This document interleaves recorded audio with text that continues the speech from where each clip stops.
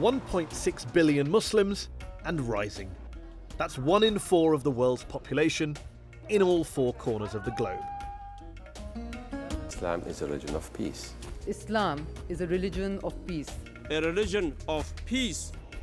But Islam has an image problem. Critics see Muslim women as oppressed. Sharia law is considered barbaric. Sectarian conflict dominates the headline. And then there's terrorism. For Muslims, it's a gross misrepresentation. But not for Irshad Manji, whose controversial first book, The Trouble with Islam Today, described Muslims as an army of automatons. I'm Mehdi Hasan, and tonight in the Oxford Union, I'll be going head-to-head with the outspoken Canadian author and self-described Muslim refusenik.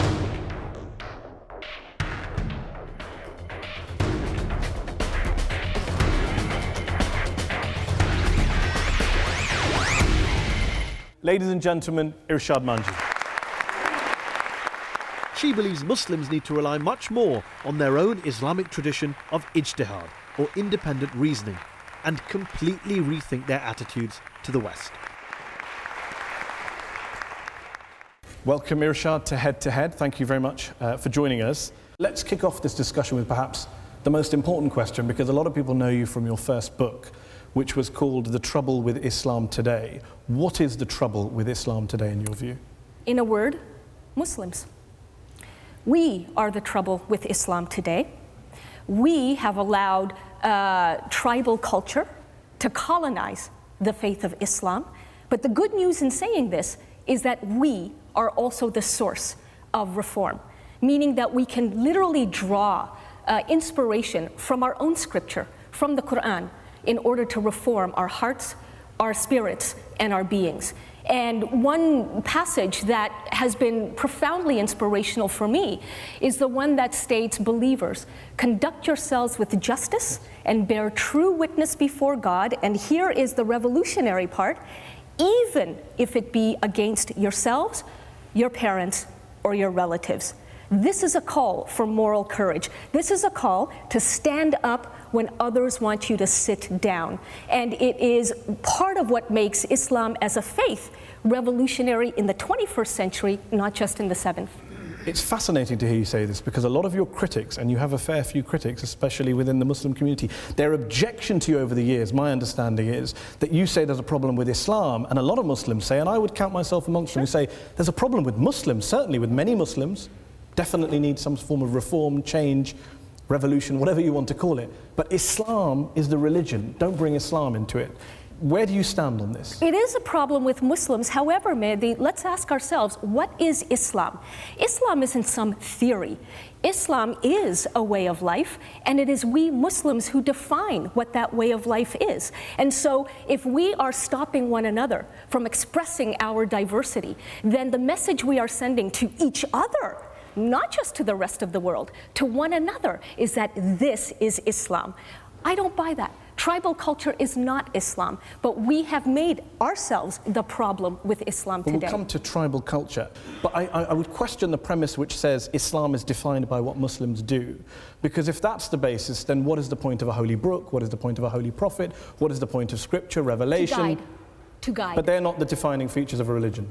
It's the tenets the behavior. Of the faith, it's the behavior of Muslims that defines in every generation what Islam is. So I understand that there's on that actually basis, a story. Christianity is defined by Christians. Of course. So I can condemn Christianity for something, say, George W. Bush has done. You can condemn the way Christianity is being practiced, and if a Christian is practicing Christianity in the name of Christ, in a way that is violent, in a way that is intolerant, I don't believe that there is anything blasphemous about saying that there is trouble within Christianity today. It's almost a chicken and egg argument. What came first, the Islam or the Muslims? Let me ask you this, Mehdi. Sure, and I understand, you know, where so much of the criticism of just this phrase, the trouble with Islam today, is coming from, but so many people who hadn't read the book and still haven't said, oh, you know, you're blackballing Islam with a wide brush, and I said to to them, have you read the book? Because most of the book is about Ijtihad. It's about, thinking creatively and independently. And this is a tradition within Islam itself. So in fact, there is nothing wrong with Islam that cannot be corrected by what is right with Islam. Just to be clear, we hear this phrase bandied about in the West a great deal about moderate Muslims. You're not a fan of moderate Muslims. You think moderate Muslims, quote, are part of the problem, not the solution. Correct. Basically, I make the case for being a reformist Muslim, not just a moderate one. And here's why. Moderate Muslims do denounce violence that is committed in the name of Islam, very much so, but they deny that religion plays any role in that violence. The very first thing you will hear from the mouth of a moderate, typically after an act of violence committed in the name of Islam, is, please don't misunderstand, Islam has nothing to do with this. But that's not true, because those who are committing the violence cite Islam as their inspiration. What reformist Muslims do, let me finish. To define the religion. What reformist Muslims do is that we acknowledge there is violence, but we also say that the way in which some people are using our religion is that they are inspired by religion to commit that violence. In other words, when moderate Muslims say that Islam has nothing to do with this, they are the ones, in my humble view, who are ceding the ground, who are handing over the ground of theological interpretation to those who already have malignant intentions. But we have to acknowledge that there are verses that terrorists are using and that they should not have the last word. You can't do that if you're going to say Islam has nothing to do with this violence. But why not, you say the last word, many Muslims would say, why not go back to the first word? Why a reinterpretation when there is already a massive body of scholarship, classical scholarship, which says you do not kill civilians, you do not launch preemptive surprise attacks on innocent targets. So why get into this reinterpretation debate with people who don't really deserve to be debated with, because they are criminals, they are mass murderers, who are using the Quran as cover for their crime? When I talk about reinterpretation, I am indeed talking about taking away these malignant interpretations from terrorists. And so what many Muslims, and not just non-Muslims, will know about Islam is what makes the headlines today. That is why I use the word reinterpret, because already power is being given through our passivity, through our silence, relative silence. Already power is being given to terrorists to define Islam. You say silence and passivity. I mean, I heard that in 2001. I remember after the September 11th attacks, people said, where are the Muslims? Even though lots of Muslim scholars around the world came out and condemned the 9/11 attacks quite quickly. No, not quickly. They had to be pressured into doing so. I think you'll find, for example, Sheikh Fadlullah, who is condemned as a Hezbollah cleric, and we can have a debate, who died recently, he condemned the 9/11 attacks within 24 hours. Most clerics For 10 years, I've been hearing Muslims condemn 9/11, condemn 7/7, and do so on the basis of the Quran. And yet you come here and you say that they're silent and they're passive, and I worry that you're playing into all sorts of stereotypes about Muslims that already exist. You know, I tell you what plays into stereotypes. What plays into stereotypes is the relative silence and defensiveness of Muslims who say, Irshad, you're empowering Islamophobes. When Muslims become defensive about this, what the message that they're sending to actual Islamophobes is, we have something to hide. Because now we're just getting angry and emotional over an argument like hers, rather than calmly debating it. If I say to you calmly that the Quran condemns violence against civilians, the Quran does not justify Al-Qaeda attacks on the Twin Towers, is that defensive? Is that passive? Is that silent? No, of course not. But the point is that there were Muslim scholars in Britain coming out in 2001 saying this is against the Quran condemns these things. But these are the same kinds of people who have said things like Islam and the Quran in particular is just unequivocal, that if you kill a human being, it is like killing all of mankind. Not true. Actually, the verse itself, chapter 5, verse 32 reads, if you kill a human being, it is like killing all of mankind, unless you are killing that human being as punishment for violence or murder or other villainy in the land, okay? So I'm saying that moderate Muslims cannot simply sanitize what does exist in the Quran. We need to get real, we need to get honest, and we need to offer bold and competing reinterpretations of what is actually in the Quran, rather than putting periods and other punctuation marks that don't exist. Okay, well, let me bring in Sheikh Ibrahim Mogre, as Assistant Secretary General of the Muslim Council of Britain. He's an imam at several mosques in Leicester. You heard the verse she cited. Is the Quran, are Muslims behaving defensively about such verses? Are they hiding behind punctuation in your view? Well, I feel that Irshad's also being very selective and putting the punctuation marks where they're not necessary. The verse of the Quran certainly talks about the sanctity of human life and the need for the preservation of human life and how wrong it is to take human lives. And when you extend your argument to say that it talks about except in response to violence or murder, but it is not for lay Muslims, people on the street, to take the law into their own hands. And when you say that we have not engaged with you for 10 years, I'd rather that you would have approached the scholars instead of sitting down to write a book and say, guys, this is what we want to talk about. Sir, with all due respect, you guys, as you put it, have not actually engaged with people like me. In fact, I've received a number of invitations from ordinary Muslims who are part of congregations all over the world who are excited about these arguments. But in every single case, no exaggeration, in every single case, they have written back to me to say, actually, I'm sorry, Irshad, the board has decided that they're not ready and the congregation is not ready to hear these arguments. You seem to be suggesting that this is the best thing since sliced bread, right? We are always willing to engage. And when you talk about the lack of condemnation of terrorism, the Muslim Council of Britain, without any prompting from anywhere, were one of the first to condemn it. Just because you have not heard of that doesn't mean it's not happening. Before I bring in Irshad to respond, Dr. Khaled Diab is a Syrian writer, broadcaster, filmmaker. You're shaking your head as Sheikh Ibrahim is speaking. First, I want to say that I do agree with Irshad that the problem is not with Islam as a religion as much the problem with us, the Muslims. If we go back to what happened September 11 or July 7 in London, those people who did that, they believe they were performing an act of jihad, not an act of terrorism. And if you look to most of the videos which has been sent by those terrorists, they were doing that in the name of Allah and in the name of Islam. Miriam Francois Sarai is also here. She is a journalist, a broadcaster, an academic. What do you make of what Dr. Khaled Diab has been saying? I think part of the problem is that they are going back to those verses. I've just been teaching a course on religious extremism, and the extremists are, generally speaking, politicized individuals who are operating in a framework where the dominant lexicon is Islam. That is the idiom of the society in which they operate. And therefore, in order to make themselves audible to the population, of course they express themselves by reference to Islam. This is a specialist area. When I have a medical issue, or a legal issue, or a financial issue, I will go to the experts. We're talking about spirituality, we're talking about religion and faith, we're talking about the hereafter. And I wouldn't want to allow lay people to start reinterpreting. You're dissing the experts. You're doing DIY Islam. No, spirituality. Spirituality. Don't misunderstand me. I do very much understand, and I've heard it over and over and over again. And I remember in Indonesia when this point was made to me, and a scholar, certified scholar, sitting right next to me, said to the person making your point, sir, he said, if you're going to go as far as to compare spirituality to medicine or accounting, well, in medicine, there is a principle called first do no harm. You can actually sue a doctor for doing harm. Maybe we should be able to sue mullahs too for doing harm.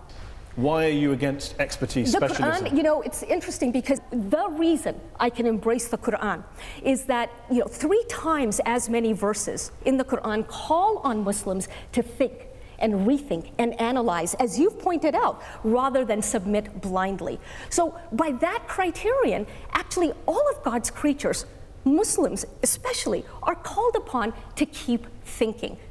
It's not about expertise. It's about remembering, sir, that you are not God and I am not God. And therefore, none of us can claim to have the, quote, right interpretation. Would you get rid of all scholars, imams, mullahs, as you call them, anyone, get rid of all of it?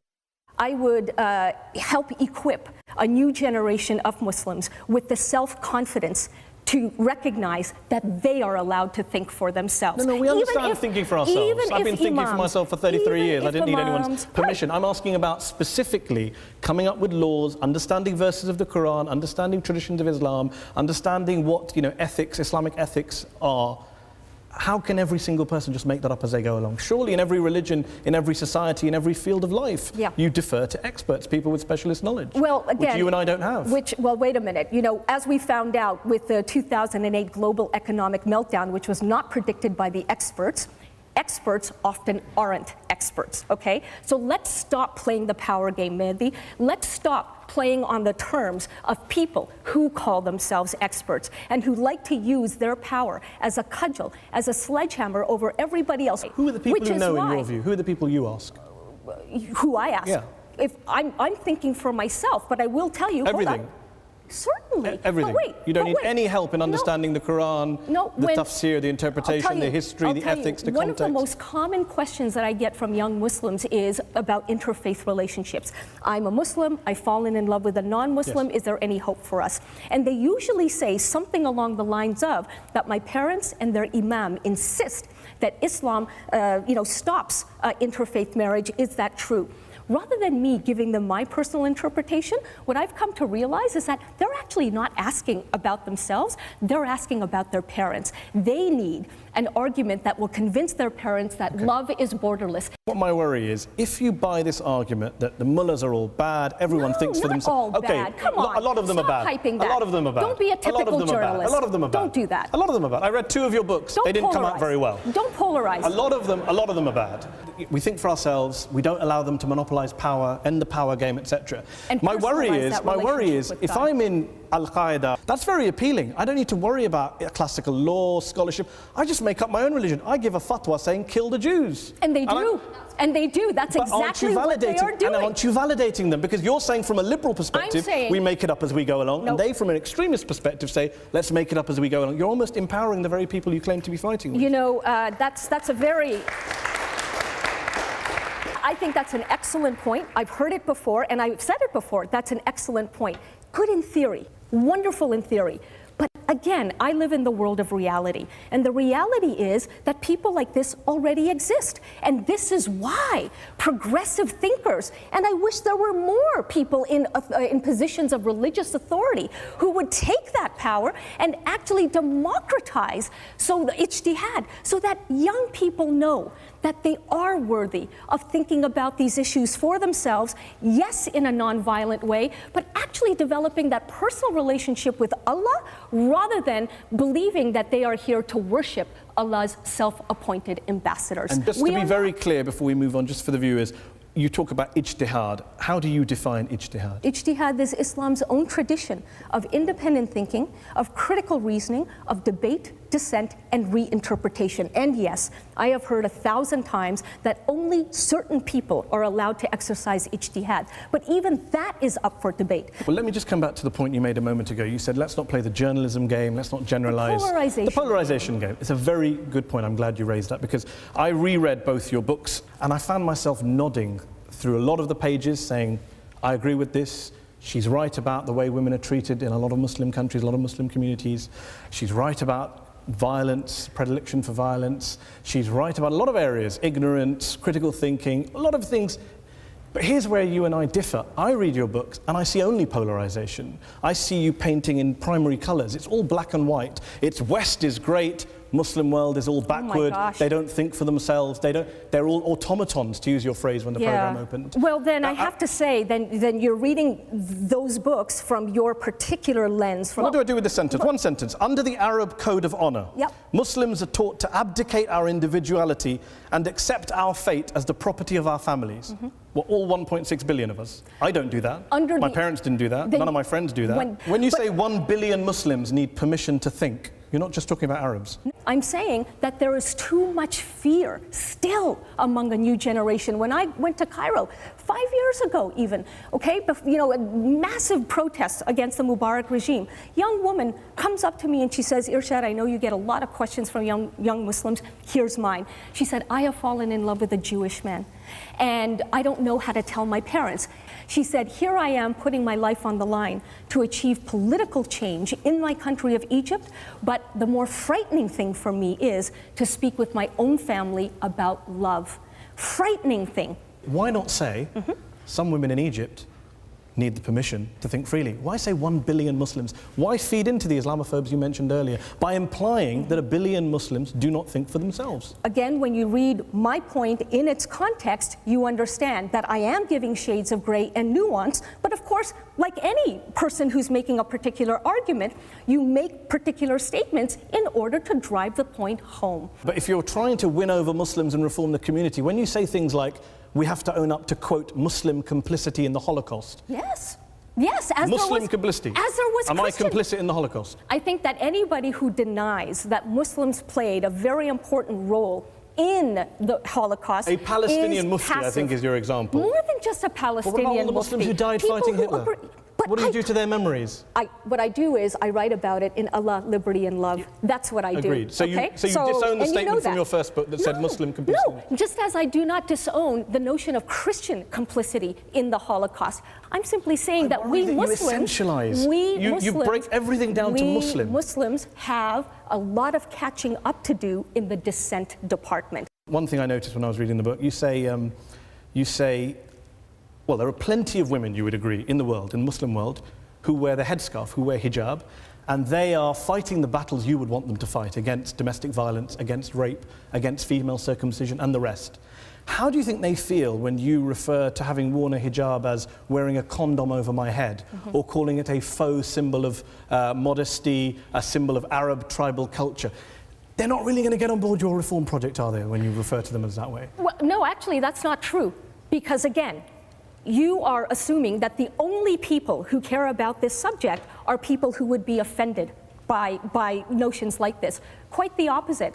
I can't begin to tell you how many women who do choose to wear the hijab have said, thank you for making this point, and I want you to know, in many cases they say, that I choose to do this for myself, but I have struggled with it.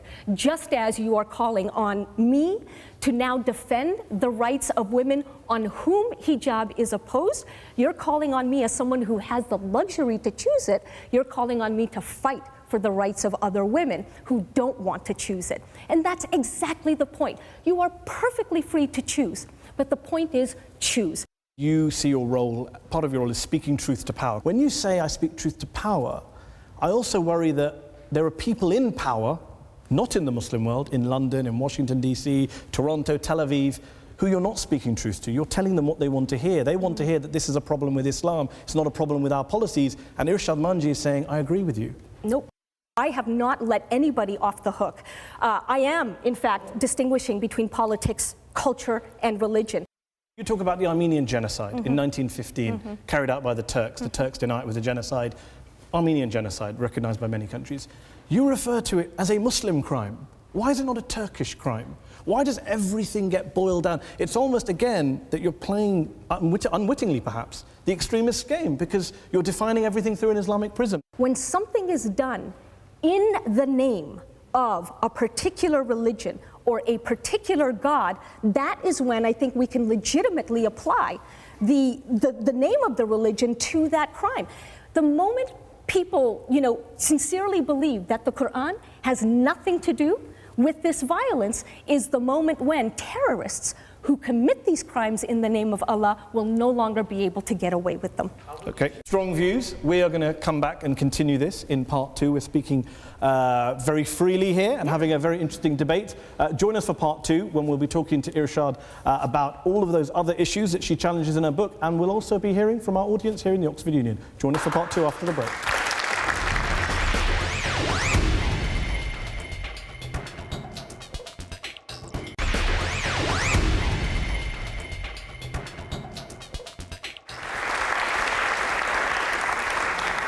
Welcome back to part 2 of Head to Head. We are talking with Irshad Manji, author of Trouble with Islam Today and Allah, Liberty and Love. Irshad, we've been talking about whether Islam needs reform, what role the Quran plays in violence, the hijab. I want to talk about where this all comes from, in a sense, if we take a step back, dare I say, because both of your books are quite autobiographical in a way, and you talk about your childhood a great deal. How much of your crusade, if I can call it a loaded word, a reform project. That's not fair. A reform project. How much of a reform project is to do with your childhood and your upbringing and your background, because you write very movingly in your first book about how your father beat you, chased you around with a knife at one stage. You talk about your madrasa teacher in school being very stern, austere, anti-Semitic, not wanting you to ask questions. I'm wondering whether that's where this impetus came from, to question, to demand reform, etc. And I'm also wondering whether you've extrapolated from your childhood experiences and made perhaps universal or global conclusions on the basis of what happened to you. First of all, I don't think that that's what I'm doing, but I'm fallible and acknowledge that perhaps subconsciously that's where it's all coming from. I will say, however, that we've just finished talking about a number of human rights abuses that are committed in the name of religion. Now, with or without my childhood, those things would still be committed. So of course, I'm not using my childhood as the impetus for some, universalizing. But my childhood, as anybody's childhood, will influence how you think, whether you think, and whether you give yourself the permission to think. And so, for example, that episode of my father chasing me through the house with a knife in his hand, incidentally, my father was nominal as a Muslim. He didn't really practice, and I knew that from the get-go. But that one night, I flew out of my bedroom window and crawled up to the very top of the roof, and as I surveyed the neighborhood, I remember making a pact with myself and with Allah that I'm going to use education, not just for my own liberation, but also for the betterment of whoever else is around me. This is a young woman's journey to reconcile her faith with the freedom that she has been given in a part of the world in which her own parents did not grow up. And one could say that this is the kind of journey that a whole generation of Muslims is also undergoing right now. Do you believe that your experiences, say for example in a madrasa where you weren't taught about other faiths, you were taught a lot of hateful things, a lot of ignorant things, I get the sense that you think that's a common experience to many other Muslims and many madrasas? No, and I've not said that, and I wouldn't say that, because how would I know?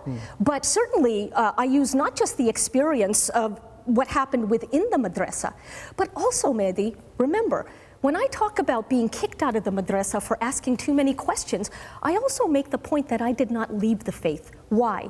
Because even at that age of 14, I realized that maybe this is just an individual, this teacher of mine, who is telling me the wrong things about Islam, and so I need to figure this out for myself. Those Muslims who didn't go through that journey, who didn't have those experiences, do you understand why they perhaps, when they read your book and the chapter says, thank God for the West, we owe the West our ability to critically think and question, they don't agree with you? They think, well, I didn't have that experience. I don't write that we owe the West our ability to think critically, not at all. In fact, a huge part of my argument is that, again, Islam has its own tradition of critical thinking, and that there is nothing except for petty politics that should stop us from rediscovering that tradition in the 21st century. The refusenic line, the kind of outsider, the critical thinker, do you think that mantle came to you partly because you're a gay Muslim in a faith where gay Muslims have their human rights abused in a lot of Muslim majority societies? Maybe, but the reality is that I didn't know this about myself when I was a kid, never even thought about it. So I personally don't think that if I was, if I was straight, I would like to believe that I would be arguing exactly what I'm arguing now. But only Allah knows. I just want to bring in Sheikh Ibrahim Mogre, still here, who is an imam in several mosques. When you hear about Irshad's journey, what do you say to those people who do say, Muslims and non-Muslims, that mosques are places where, not just Irshad's mosque, but other mosques are places in the West, there is this accusation where children are being indoctrinated, brainwashed, being taught all sorts of reactionary things? I pity the teacher who threw you out for asking too many questions. One of the key reasons what makes me go to madrasa to teach every single day is looking forward to the kids asking those questions. You are shaking your head once more. Yeah. I was brought up in Middle East as a child in North Africa, in Syria, and in several places in the Middle East. And the Islam which I was taught, it was very strong and brutal Islam, where you as a woman should not do many things because you are a woman, because you are an inferior creature to man. You can't ride bike because you are a woman.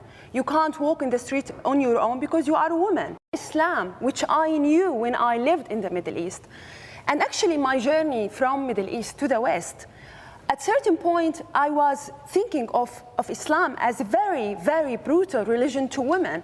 However, when I came to the West, I had an opportunity to really discover my faith and really to reconcile with my faith, because I will tell you, we have ability here as women to debate with the scholars like Sheikh Ibrahim Mogra and other scholars. We are allowed to go to the mosque, we are allowed to talk about Islam, and also we learn about democracy and freedom of speech. We're talking about embracing Irshad and not being harsh. I read through your book and I see that time and again, you know, you and I would argue, both hate the violent extremists in our religion. We hate the people who were treating Dr. Haladiab badly. We both agree on that. We don't like what they do. We don't know what they stand for. But there seems to be a moment where there's a lot of name-calling in your books. Islamo-tribalists, freedom haters, fundamentalists, Islam supremacists. That's very interesting because... How would you define an Islam supremacist? Islam supremacist is anybody who believes that Islam is the only truth available to humankind.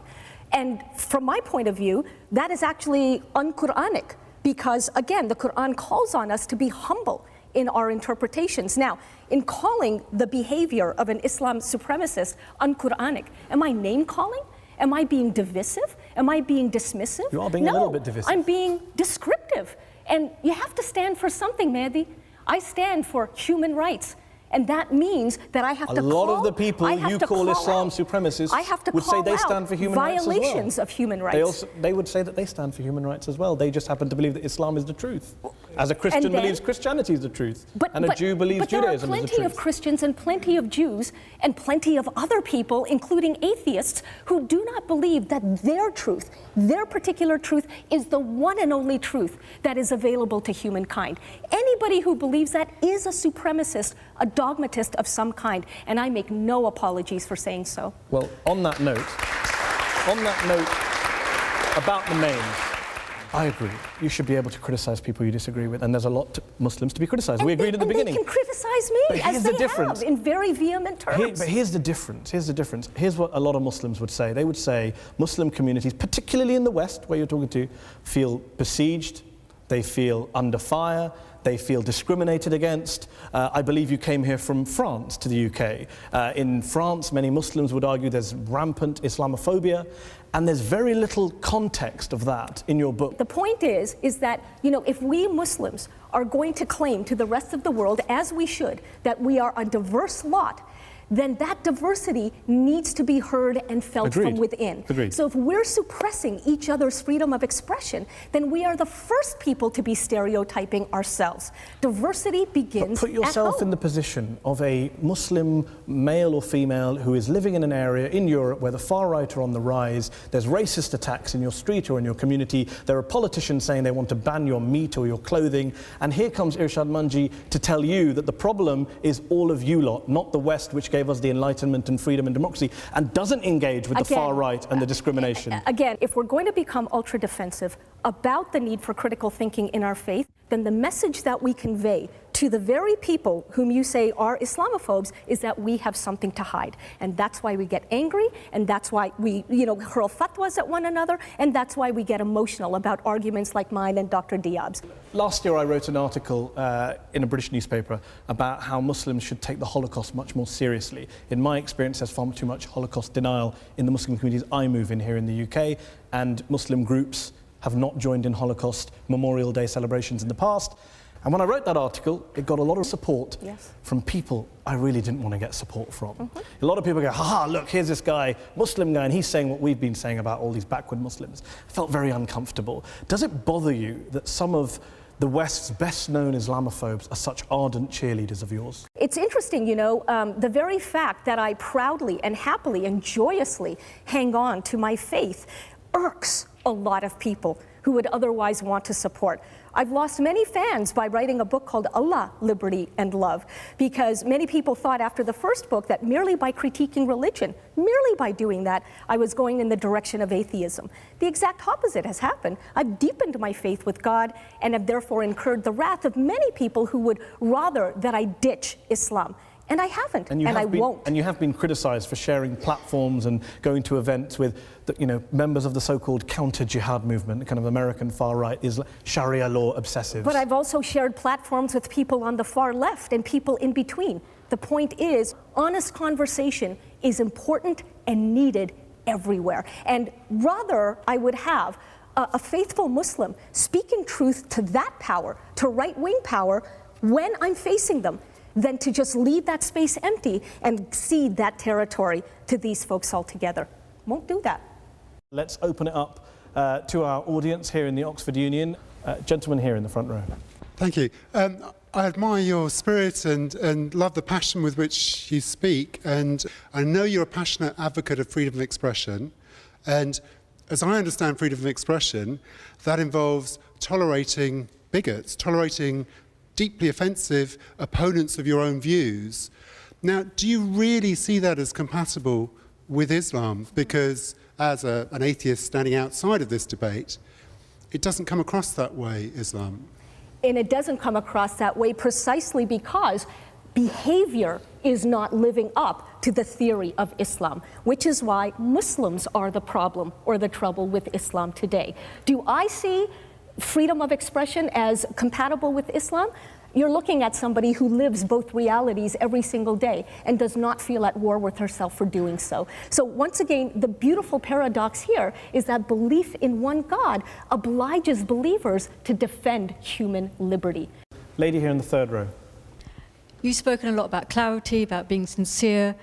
You've been trying to contextualize your books, and I have read your first book, I haven't read your second.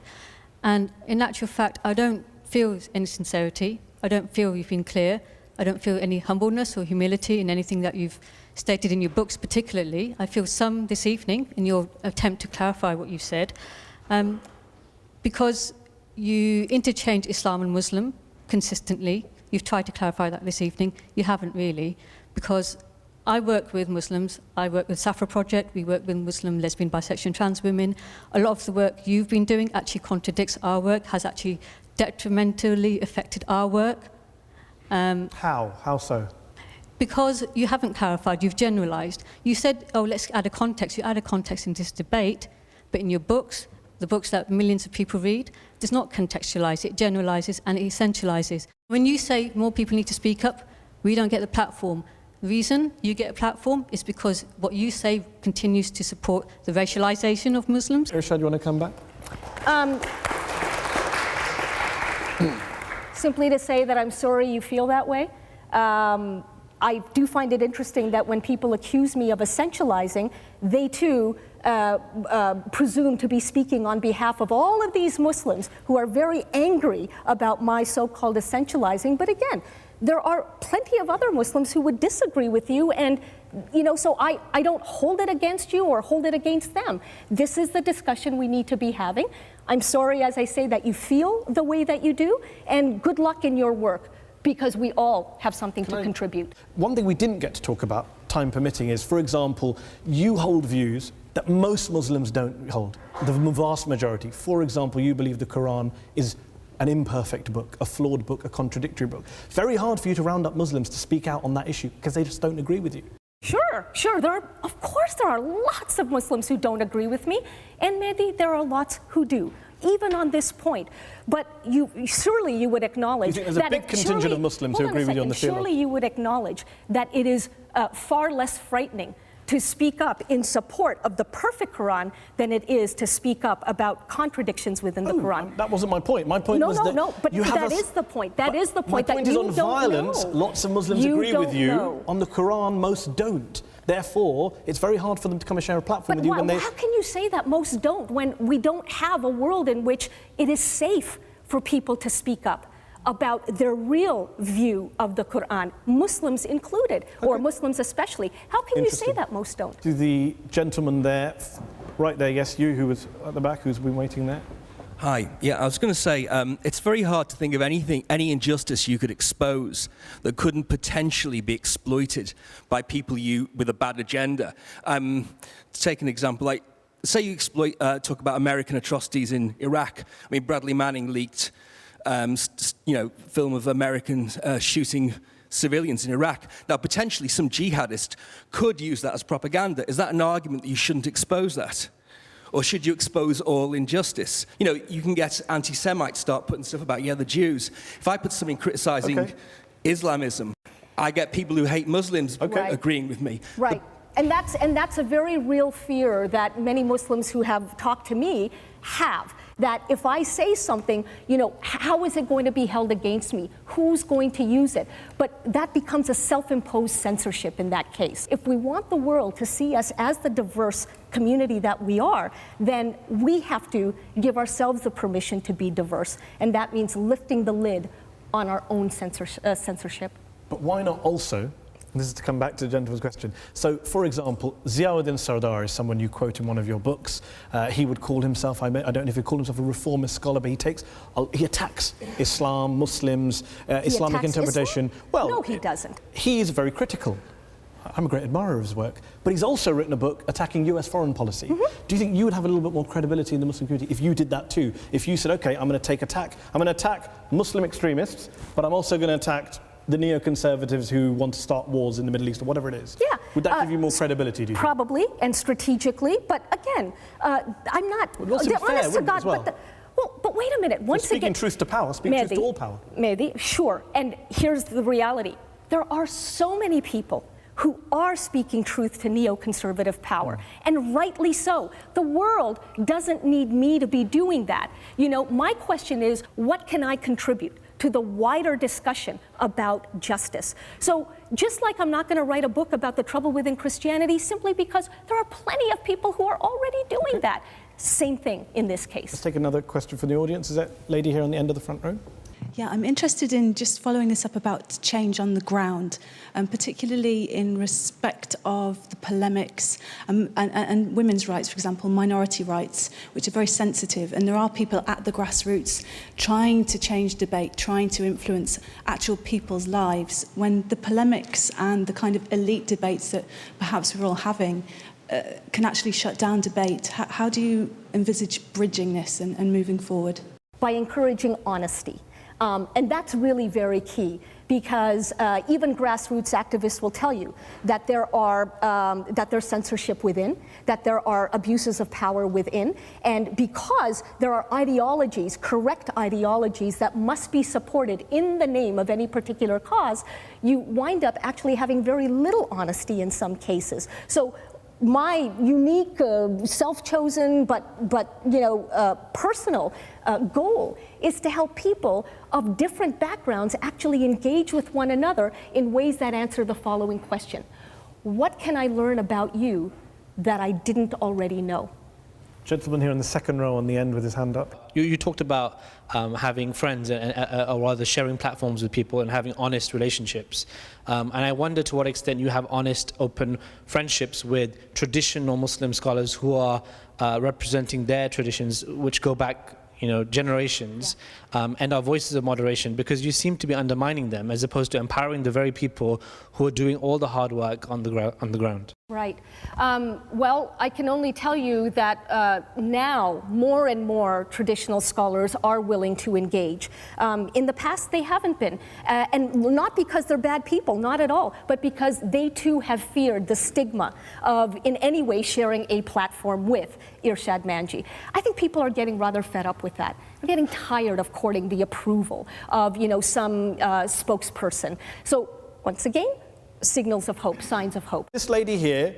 I think what sort of can become an issue here is that we have this idea that there's this monolith of Islamic expression and that everyone is backwards and everyone has some very archaic ideas. And I think it's a shame if we are tarring the whole of the Muslim community in the West, in the East, with this one brush. And I think sometimes you can play into that. You're tarring everyone with the same brush in that sense. I'll be more careful going forward. Gentleman there.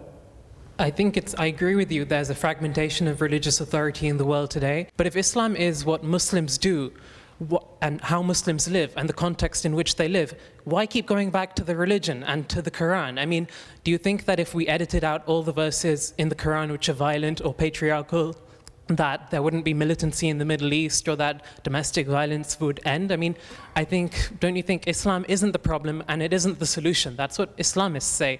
Islam is, in the end, a distraction if you're talking about the politics of the Muslim world today. I don't think it is a distraction. And you know, going back to Mehdi's point about trying to win hearts and minds, I mean, I remain a Muslim for a very sincere reason, because I love Allah. End of story. The reality, though, is that when you come from within the fold, you know, you can say to fellow Muslims that, look, the Quran itself, we can draw inspiration from it. People need to hear that there are these verses in the Quran, and it is shocking, and I would say very, very sad, that more madrasas are not teaching these aspirational verses to their children in order to have them really understand that as children of God, not slaves of God, as children of God, they have the capacity to make a difference within their faith. Irshad, you say you stayed a Muslim. You say I remain a Muslim sincerely. Yeah. How would you define that? How would you define it? As Just believing in just, God? But would that not just make, how is that different to a theist who believes in God without believing in the Quran, the Prophet? Maybe it's not. And therein again is, you know, one of the things that we have to think about. Why do we need to be so different or so special from other people who believe in one God? So believing in the prophethood of Muhammad, which is one of the conventional beliefs, you don't think is a criteria for being a Muslim? You don't have to believe in the prophethood? I believe in the prophethood of Muhammad. If you believe that's a I criteria. do believe in the prophet. But is that should that be a criteria for being a Muslim as it conventionally is?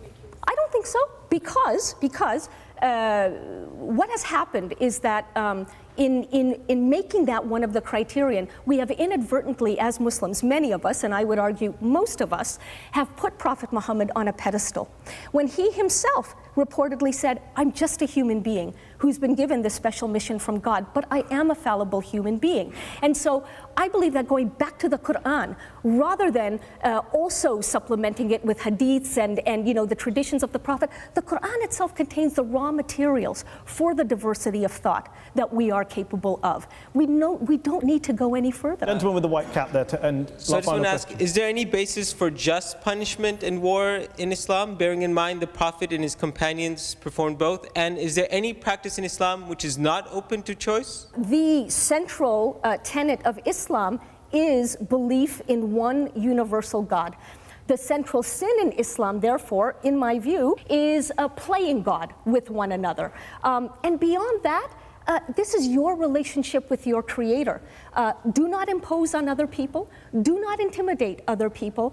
Understand that you will have the conversation you need to have on the Day of Judgment with your Creator. And why does it need to be more complicated than that? If you keep it that simple, then I think that part of the contribution one would be making is liberating spirituality from the cage of organized religion. That's it. Khalas. That's it. Khalas is a nice line that I'm going to steal. Thank you very much for coming here to address this audience. Thank you for you all in the Oxford Union for coming here today. And thanks to you all for watching at home. We will be back for another head-to-head next week.